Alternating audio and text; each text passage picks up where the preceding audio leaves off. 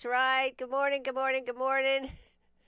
Penny is really exhausted. Let me tell you. Let me get the camera on her a little better. Here we go. Oh, I had to take Penny out to C3 Kennels, which is the people that are actually teaching her to become a princess. Yes, it's true.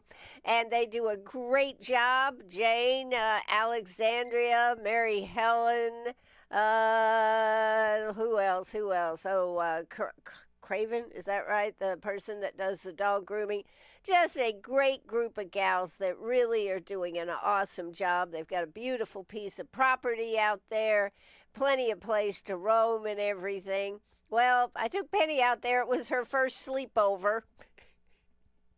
She she's been out there for daycare before, so she had no fear about going over there. And I picked her up yesterday afternoon. I'm going to talk about the big event, but I just want to talk about Penny first. I went out there to pick her up first, and she was so glad to see me, as you can imagine, of course. I'm such a wonderful person, but she was so glad to see me. And we got in the car, got ready to come back to over here, and I wasn't 5 minutes into our trip back. She's conked out in her seat. Now, she never sleeps in the car. She's what I call the little sentinel. She sits right there in her car seat, and she just looks left and right, making sure everything is safe. Yesterday, she was just like, oh my God, I'm home. And she got in the bed.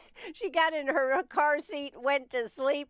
We went outside for a few minutes. I brought her back in. She goes, I got to go to sleep. I'm just too tired.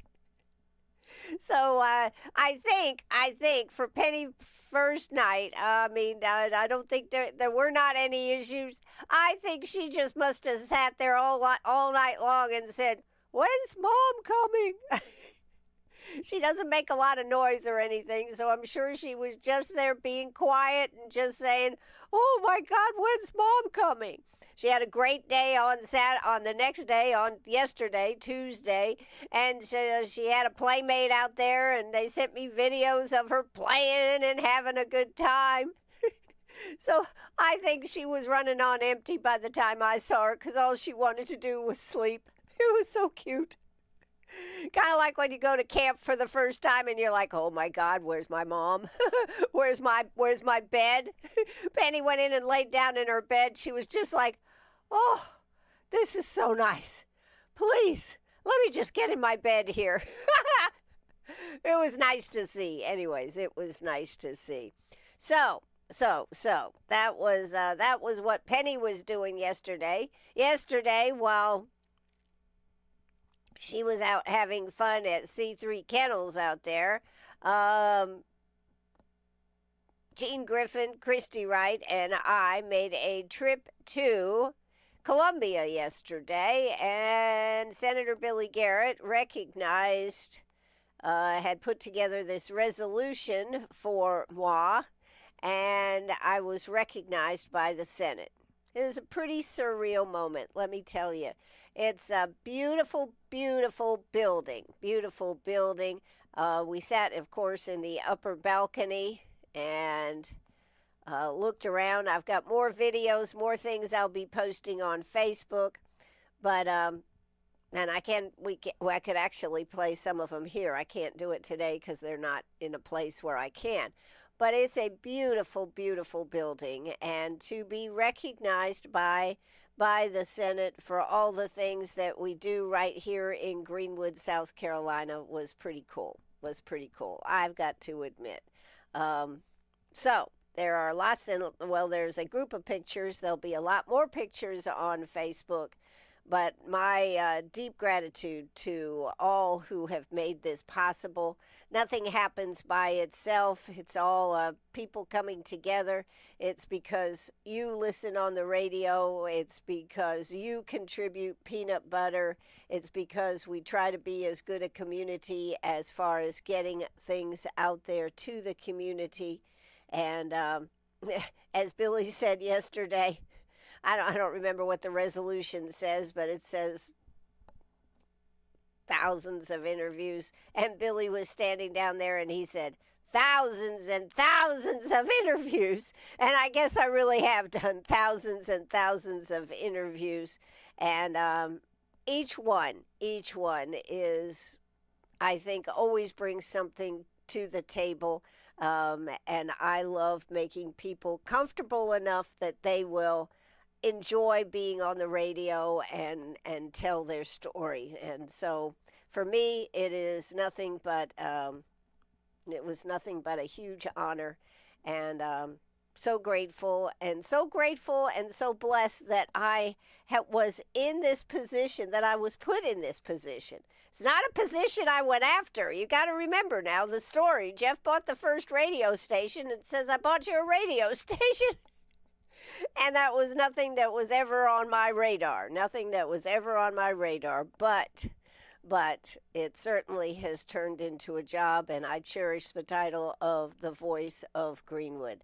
So, Billy Garrett, Senator Billy Garrett, thank you. Thank you to all that made this possible. It's really been a huge, huge honor. Thank you.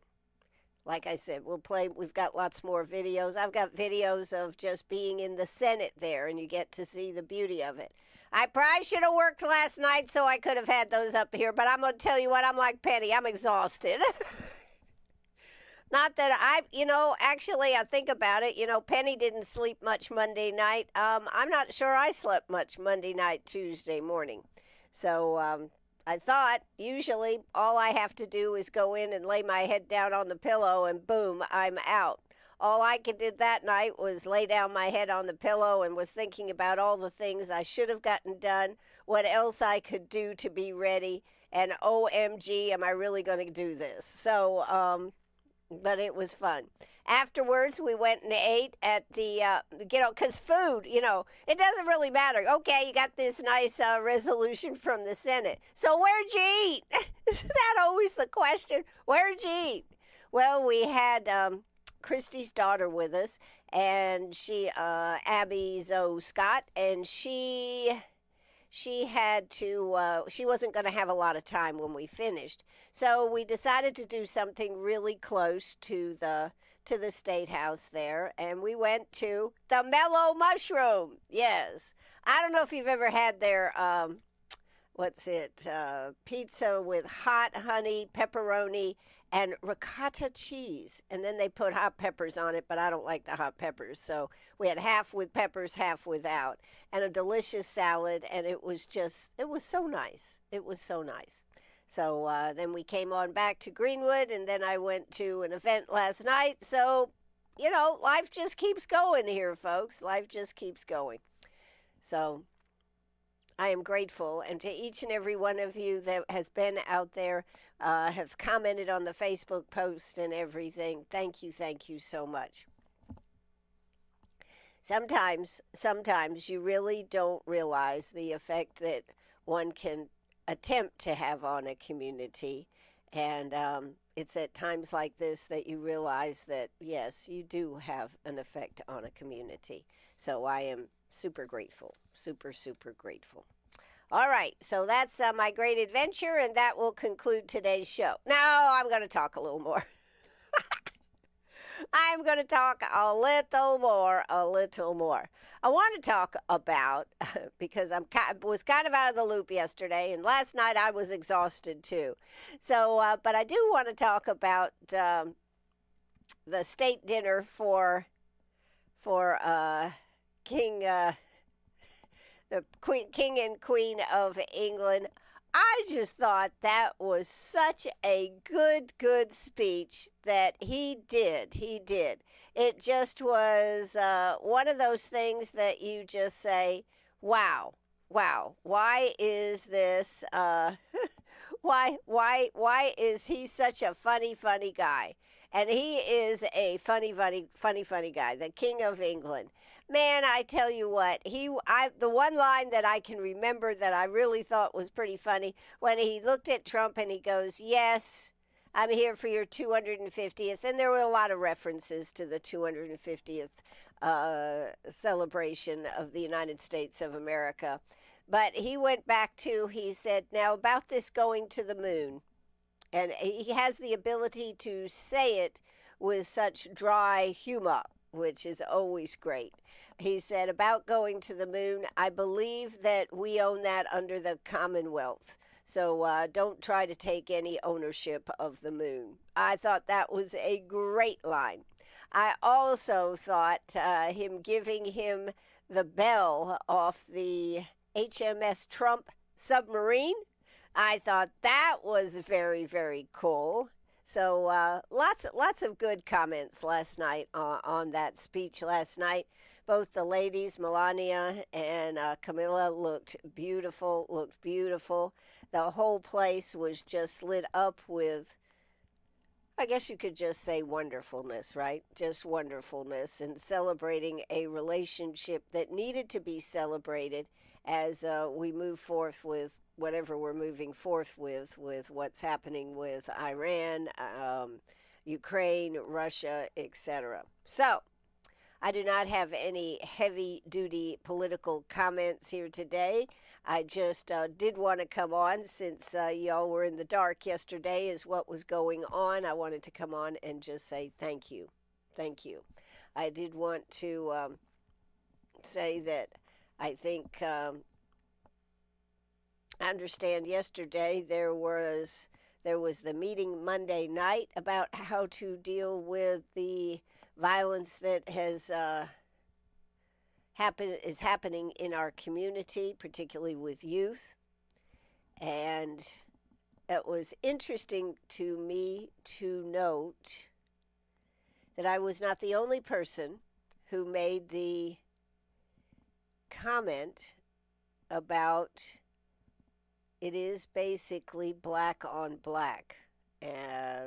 And that this was a topic of discussion, as it should have been. But so many times we don't seem to have the courage to say, these are the figures, these are the facts. And so I understand that that was a topic of conversation, that we have to do something to get this under control, to get these students on the right path, And I think we are all afraid of maybe standing up and saying enough is enough, and not that we are looking at victims in the black community, but how can we make sure that our black community is succeeding? And there's a lot of different issues in our black community maybe than are in some of our white communities, but we have to address it and we have to find a solution. I understand yesterday, Tuesday, that there were some good conversations at two different meetings, one at the school and one that was a meeting, just another meeting. And so this is being attacked. Now, what my hope is that what we're doing here actually becomes a method for accomplishment, that it's not just meetings and no talk, that we actually are going to make a plan. So, and that it will turn into action. That to me is one of the most important and impactful things that we can do, and that we can show that we are committed as a community to make this difference. So, oh my goodness. Okay. All right. Okay. Well, okay. I just got a message about something. All right, sorry. So that is what my hope and prayers are for this, is that there is something that comes together on this. We are going to be having some possibilities for some interviews next week, so I am reaching out to appropriate people to try to get them into our studios to be able to talk about it. But again, talk has to lead to action. Just having meetings and just not having things come to fruition is not going to make a difference. But having something that goes to an action plan is what we actually need. We cannot keep just carrying on with no action plan.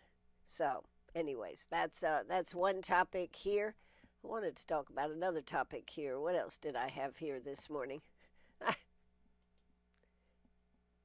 I'm flabbergasted. I'm just flabbergasted with how many people have put something out there on my Facebook page about my resolution that I got from the Senate. I am truly flabbergasted and appreciative of all of this. So, I thought I had a couple of things that were good to talk about, but I'm not really sure. I'm not really sure this morning. I should have more to talk about, but I'm not sure that I actually do. Let's see. I thought I had a couple other things I had sent to myself that would be worth talking about. This is actually worth talking about right here. Okay. Here we go. Oh, so I have to click on the link here. Here we go. This is about the school voucher program. South Carolina Watchdog Agency approves probe of school watchdog program.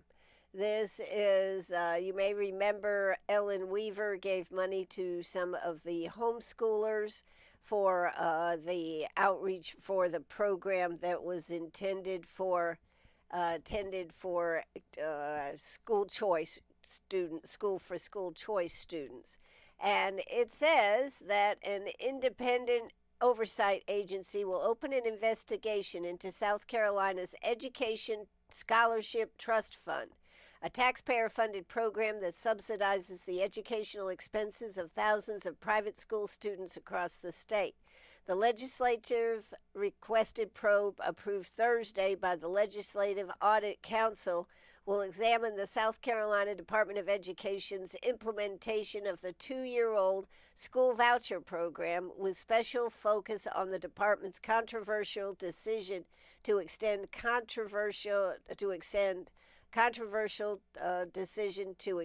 scholarships to home-educated students, or unbundlers, as the agency calls them. I'm not really sure why they call them unbundlers. A bipartisan group of senators, led by Senate Education Chairman Greg Hembry from Horry County, requested the investigation last month due to concerns that the department was not faithfully administering the program. For members of the General Assembly to effectuate sound policy decisions regarding the Education Scholarship Trust Fund, we must be confident in the efficacy and validity of the program and its administration, the senators wrote in their audit request, which outlines 6 specific issues of inquiry.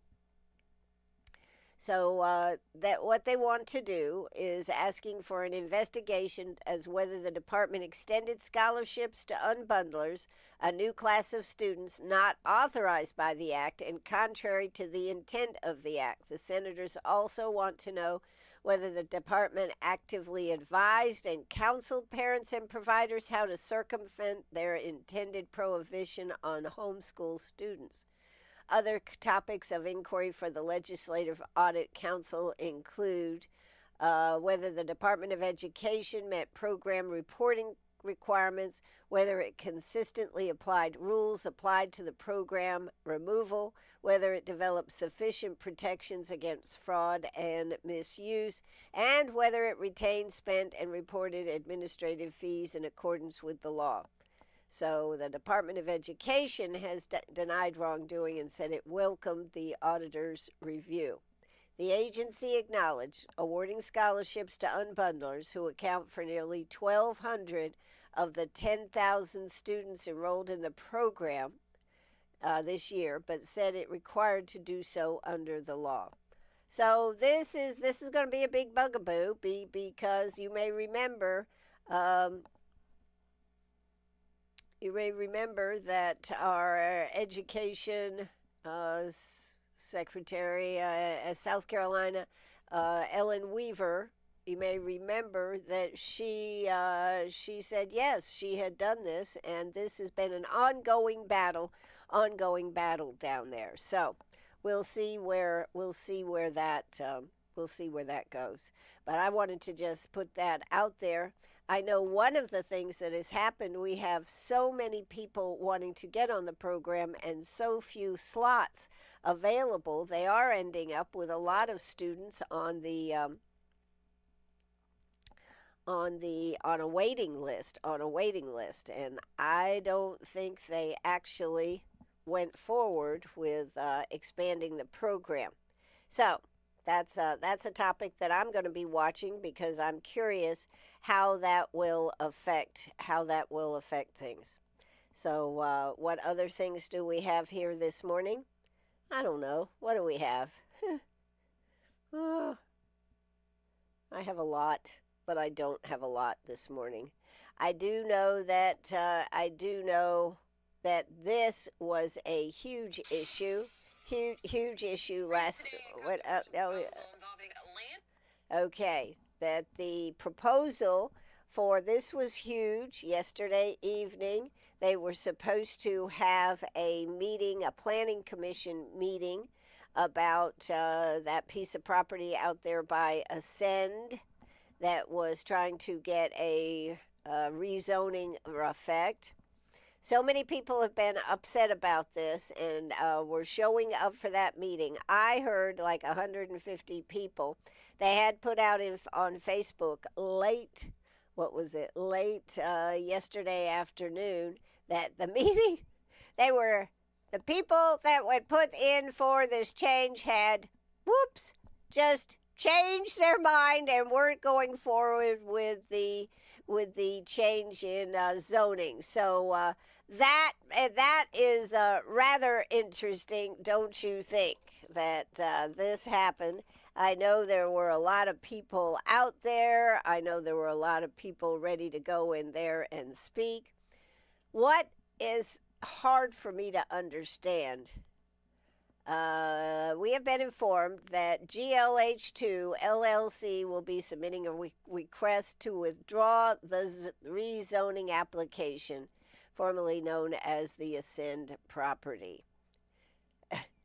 There were 123 comments on that. That was pretty huge. So at this time, no construction or land disturbance permits have been issued for this property.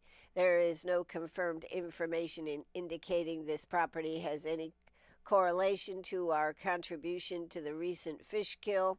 Greenwood County does not currently have any sites designated as Superfund sites. If you have documentation pertaining to the Superfund site in Greenwood County, please send the documentation to abanks@greenwoodsc.gov to be researched and evaluated. We appreciate the community's continued engagement and concern, and we encourage respectful participation in the public process. Well, then all of a sudden they withdraw the request for a change in zoning. I have heard from a lot of people that used to work at Ascend, that what was Ascend and Monsanto, because remember it was Monsanto before it was Ascend, that a lot of these chemicals are right out there in the ground, that they did not dispose of them correctly, and that a lot of people's concern, and should be rightfully so, that disturbing the land out there, bulldozing, redoing, etc., could really open up a real big can of worms. So I'm sure this isn't the end of it. But it is something to watch. And it'll be interesting to see what happens with the property. So, somebody on this page where they had all these comments says, excuse me, These developers have likely been monitoring the public response and anticipated the opposition. It's a common strategy to withdraw the item temporarily and resubmit it to the Planning Commission at a later date when public attention and concerns surrounding the matter may have diminished. Always check the monthly Planning Commission's agenda, said this person.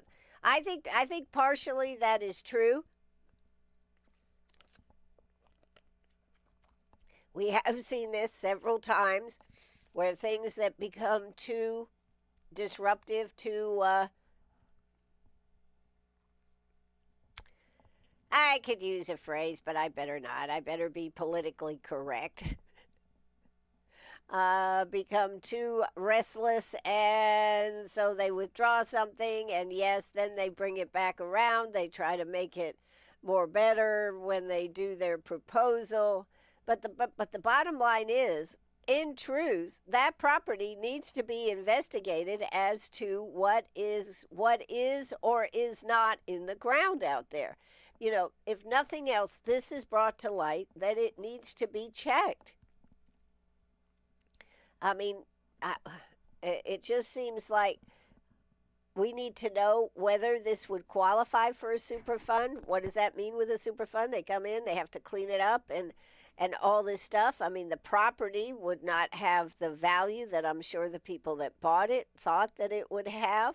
If that is the case, I mean, can it eventually maybe be used? Yes, but it needs to be determined. One of the worst things you can have is to have doubt in what is happening on a site, and you want to have the confidence of the people making the decision to do the things, and you want to have the confidence you want to have the confidence to know that if there is something, that it is being taken care of. So that is something that I think that needs to be addressed.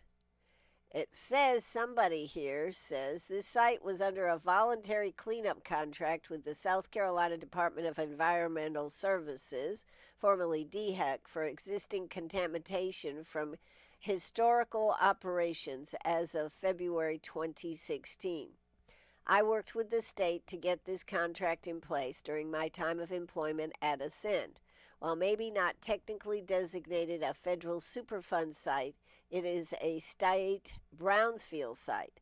I don't know the extent of recommendation that has occurred since the contract was executed, but the issues were extensive, dating back to the Monsanto years.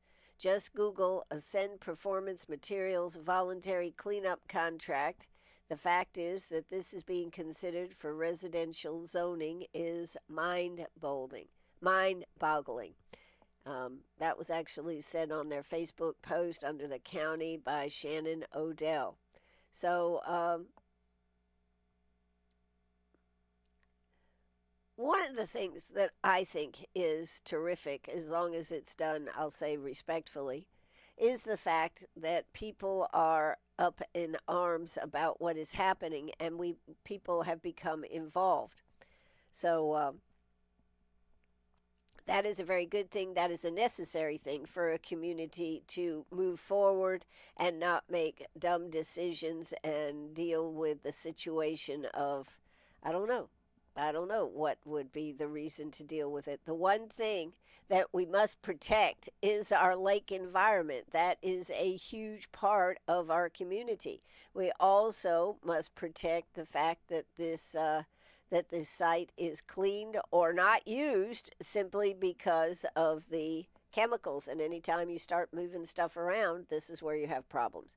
I don't know a lot about it, but I do know that these are some of the issues surrounding this. And I wanted to just shine a light on it, and we will keep aware of when it comes back up for rezoning, if it comes up for rezoning, and what is happening with the state with this issue. Has it been taken care of? I doubt it, but it is something to look at.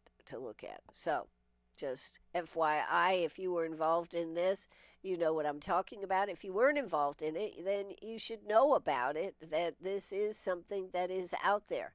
So, as the voice of Greenwood, I bring it to your attention. Da da da da. Okay, I'm Ann Eller. I got one other thing that I want to talk about, and I probably am going to just say, oh, I can't do it right now.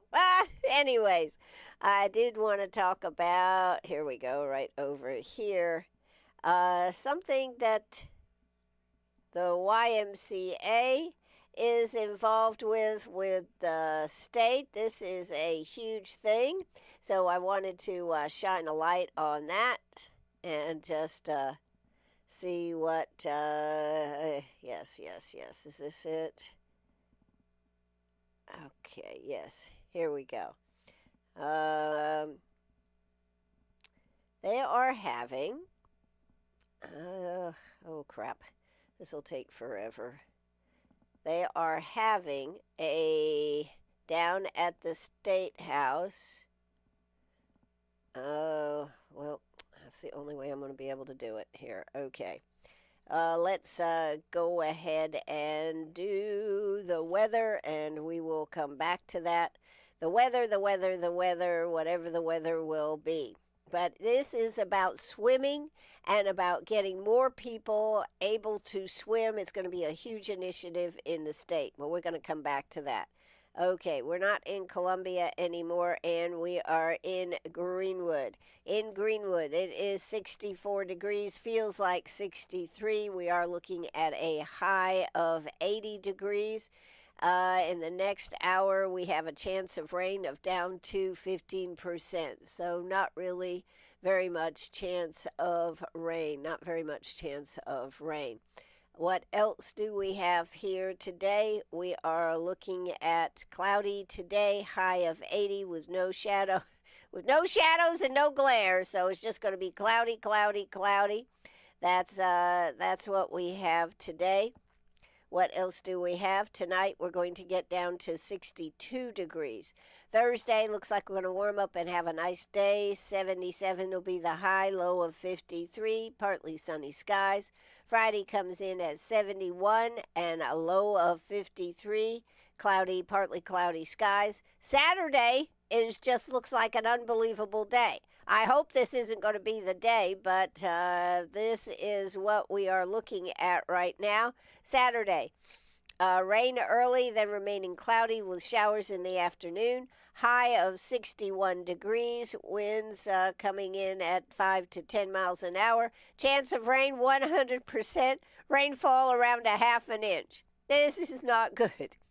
Sunday is a high of 69, a low of 45, and sunny skies. But Saturday, it looks pretty puny. So even though they say early in the day with a half an inch of rain coming, that's going to be a problem. So one of the events that is going on this weekend is the Spring Festival, of course, over there in Abbeville. So let's hope that it doesn't destroy, right, destroy the opportunity to have a great festival over there. All right, let's see. So that is part of the problem that we have going on for Saturday. Plus, the temperature is cooling down so much. So where is this thing? Okay, we want this one right here. I wanted to talk about this initiative about swimming. I think this is so important to have a program, and the Y is going to be participating all over the state. So this is pretty cool. Let's see, has this loaded over here? Oh, no. I can't read it. That's my problem. Oh, let's try this. Let's see. Have you ever had problems where your phone decides to make changes when you didn't ask it to make changes? I have.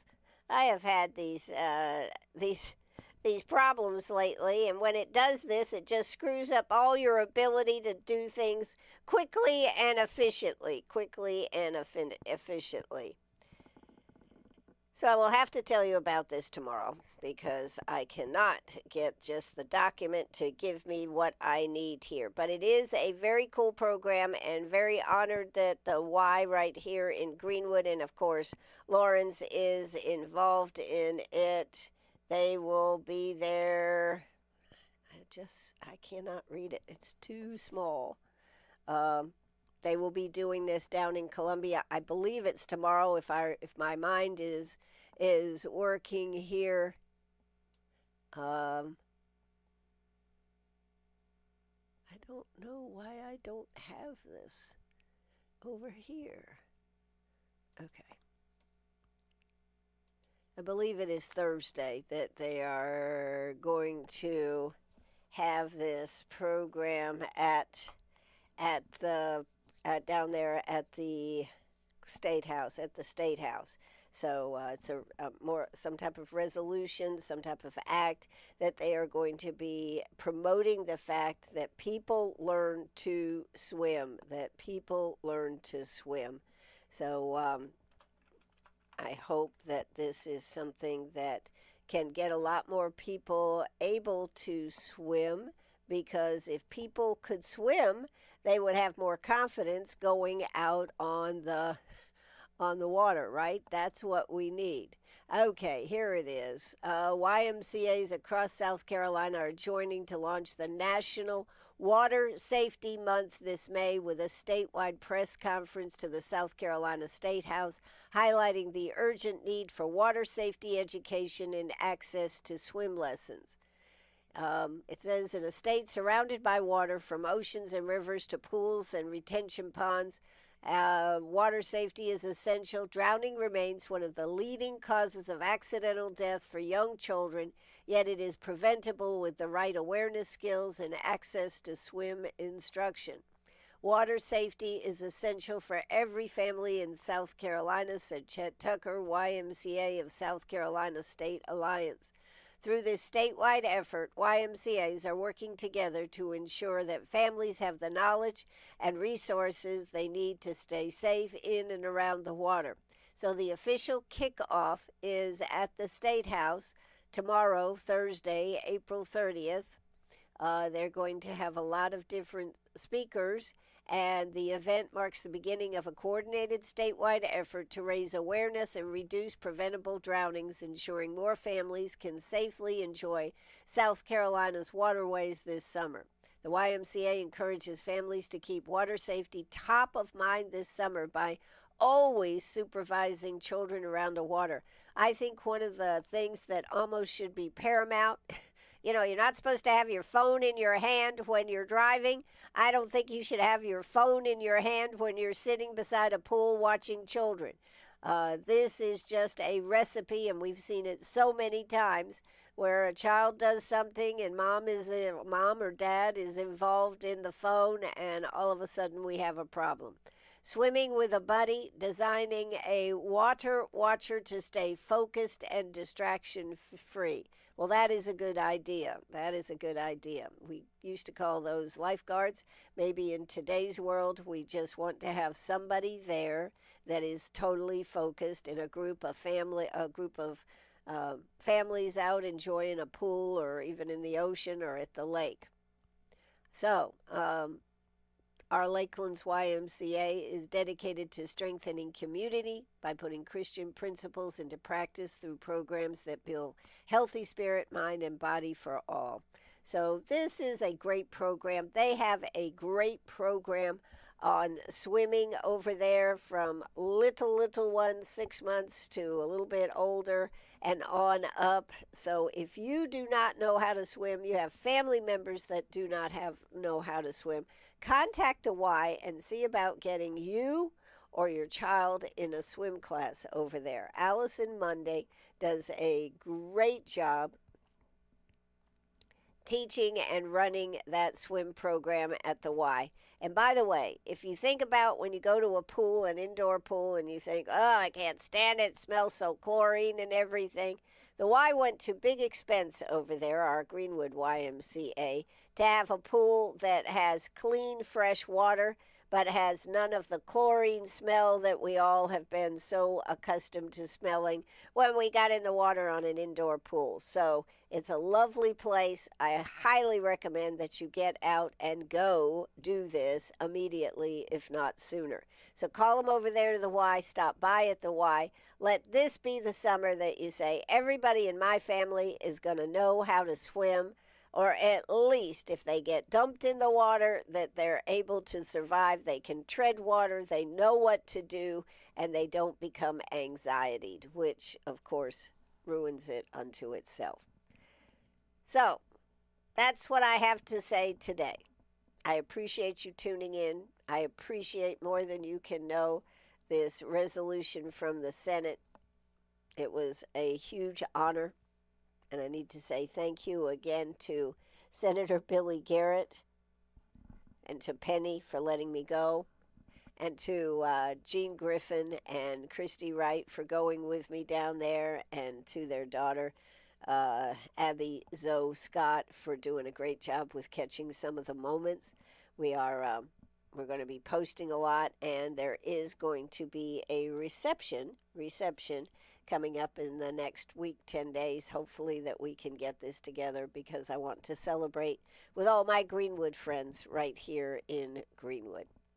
That's going to do it for me. What do you say, Penny? Are you done here today? I think Penny's done. Yep, she's done. So we're going to say adieu. Have a great day. We'll be back this afternoon at 5 o'clock. Amber Searles, who is the Foster Grandparent Executive Director, is coming on to talk about not only the Foster Grandparent Program this afternoon, but what is happening, what all the things that they do at the Piedmont Agency on Aging. So tune in. That'll be happening at 5 o'clock today. So without further ado, drop the curtain and cue the music and say goodbye. Bye, everybody. Have a great day.